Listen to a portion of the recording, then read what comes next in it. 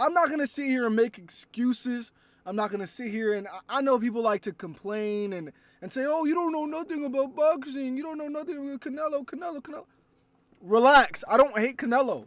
But if we're being honest, Charlo is more skillful.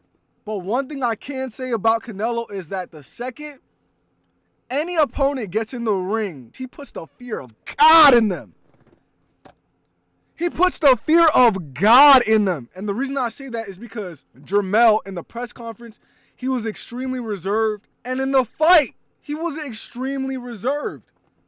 Extremely reserved. Let's start with round one. Round one was a feel-out round. I heard the commentator say there was only one efficient punch thrown throughout that whole entire round. But Jermell definitely was using the tactics that everyone wanted him to use, moving side by side, moving, threw a couple jabs, but none of them really got through. Same thing with Canelo. Canelo was just mainly stalking him a little bit. But then in round two onward, it was straight Canelo cornering Jermell Charlo, keeping Jermell Charlo on the back foot, and essentially making Jermell just he was reserved. He would throw some light jabs here and there, keeping Canelo busy a little bit, throwing some combinations, but it just, none of them look clean, none of them look flush, none of them look like that anger that Charlo's be having. It looked like it was gone. I'm gonna be honest, it looked like it was gone. Hey, Canelo's a cinder block moving forward, bro. Canelo is a cinder block move. It didn't matter what Jermell did. It looked like Jermell was reserved. I hate to say fighters are scared, because I'm sorry, anybody who walks inside that ring isn't a scared man, bro. But he was extremely reserved, way more reserved than I thought he was going to be. Way more. Now, towards the end of round 5, that's when we started to see Charlo heat up just a little bit more. Charlo throw a little bit more combination that he wasn't throwing previously. We start to see Charlo move around a lot more, use his athleticism a lot more, use his jab a lot more, use his power a lot more, catch Canelo a little bit. And then round 7 happens. Round 7, Canelo hit him with, I believe it was a straight right hand, and then as he was going down, he hit him with the uppercut, that same uppercut that he hit Billy Joe Saunders with, that caused Billy Joe Saunders to break his eye socket. Canelo hit him with one of those uppercuts right there, and Jermell ended up taking a knee. After that, I knew it was over. I'm gonna be honest. I knew it was over. I didn't have to really watch the rest of the rounds. I did, though. The second I saw that, I was like, man, okay, Canelo's power is clearly too much.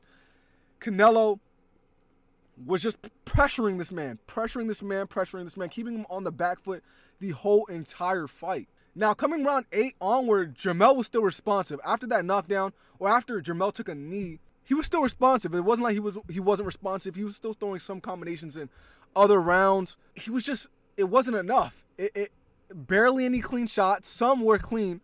And it seemed like every time Jermell let his hands go, he'd get some shots off, but then he'd go back to being reserved. Light jabs, pepper jabs, and it just wasn't enough with a guy who's moving forward and the guy with such a solid chin, such a cinder block of a chin and cinder block of a body just overall. Canelo Alverez, man, with his body punches, which was, Canelo's body punches didn't slow down Charlo, but it definitely, it kept him at bay. It kept him reserved. That's just the only word that keeps popping up in my head, is that he was too reserved. In round 11 specifically, Derek James told him, yo, let your hands go.